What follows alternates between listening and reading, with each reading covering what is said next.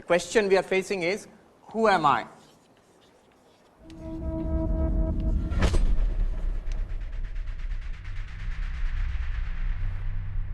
And the seventh mantra which we studied yesterday is the core, is the heart of the Mandukya Upanishad. What did it tell us? It said, look at our lives. Throughout our day, we pass through three states. So, one of our states is, I am the waker. And the next one is the dreamer. And then deep sleep. Let's call him the sleeper. These are not three separate persons. It is the one and the same person. We, you, or I, we all go through these three identities. And we'll call this the knower. What does this person know? It is the waking world.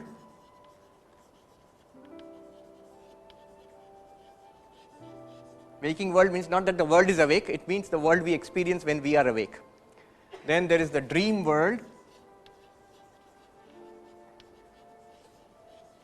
The dreamer experiences the dream world, and the sleeper experiences deep sleep. We can call it the sleep blankness.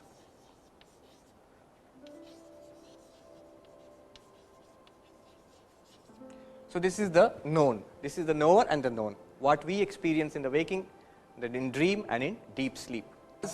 By an analysis of these experiences, all of us have these experiences, nothing very spiritual about it. It's our day-to-day experience.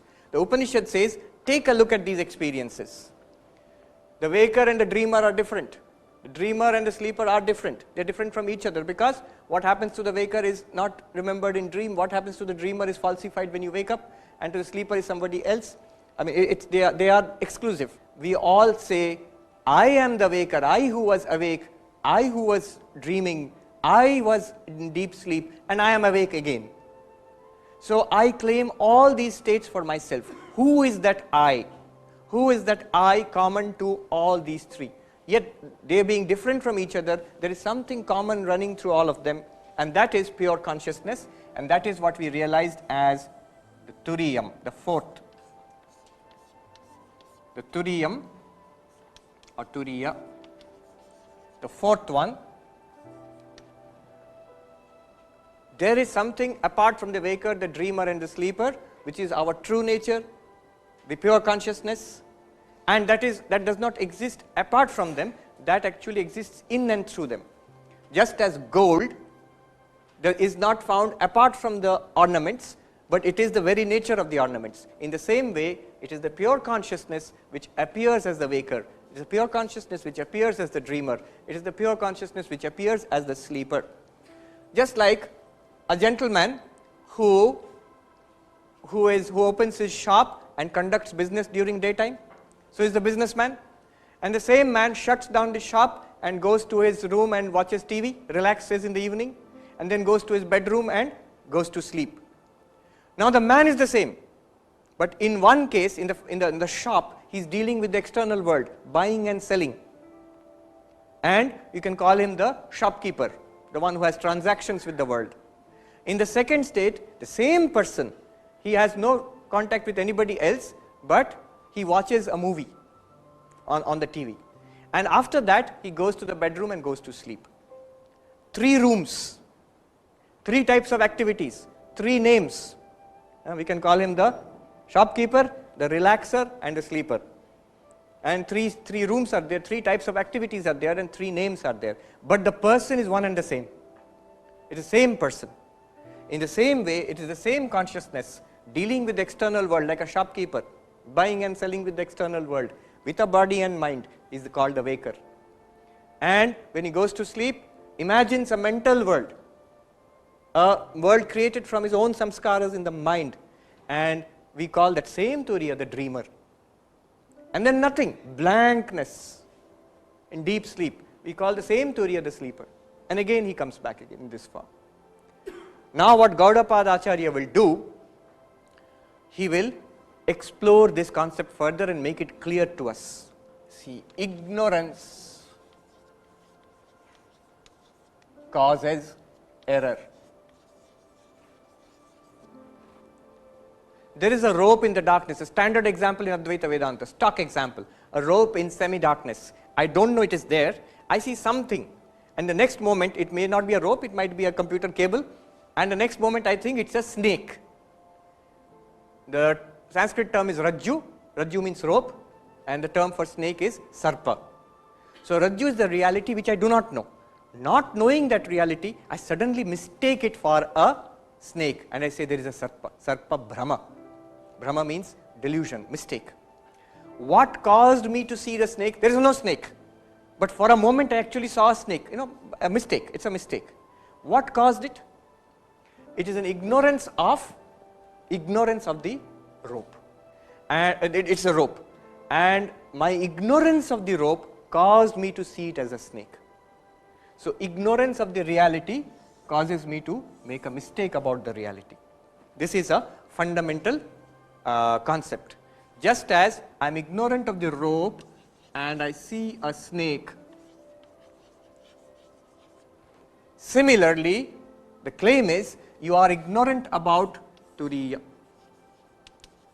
And what do you see? Right now you are seeing Vishwa. You are experiencing yourself as Vishwa. Who am I? Upanishad tells you that you are Turiya. But what do you feel? What do I feel? I feel I am this person limited by body and mind. This is what I am. This is called Vishwa. Why do I think I am Vishwa? Because the Upanishad tells you, you do not know your true nature. Because you did not know the rope, you mistook it for a snake. Because you do not know yourself, realize yourself as Turiya, as pure consciousness, you think of yourself as a body and mind. This is the basic idea. How will the ignorance be removed? By knowledge. Ignorance is removed by knowledge. When ignorance goes, viparyaseta yokshine, when the ignorance in these two states is reduced, is removed, how is it removed? By knowledge. Then what happens? You realize yourself as Turiyam. And what about the error?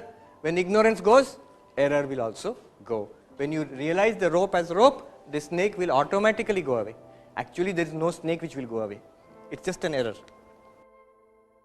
There is a beautiful story about the Buddha. After getting his realization, he was walking, and the story is a shepherd boy saw him and he was so amazed by the appearance of the Buddha. He asked him, "What are you? Are you a Devata, a god?" Buddha said, "No." "Are you an angel, a Devadut or something like that?" Buddha says, "No." "Are you a human being?" Buddha says, "No." "Then what are you?" Buddha says, "I am Buddha, the awakened." I am Buddha, the awakened. Meaning thereby, we are not awake. We are in the sleep of ignorance, making the dream of error. We are in the sleep of ignorance. We do not know who we are. And we are dreaming all sorts of dreams. That we are these individual bodies and minds, we are born, we are happy, we are sad, we are struggling, and we'll soon die, and it's all over. All the time, we are the consciousness illumining this entire drama, which is going on in front of this consciousness.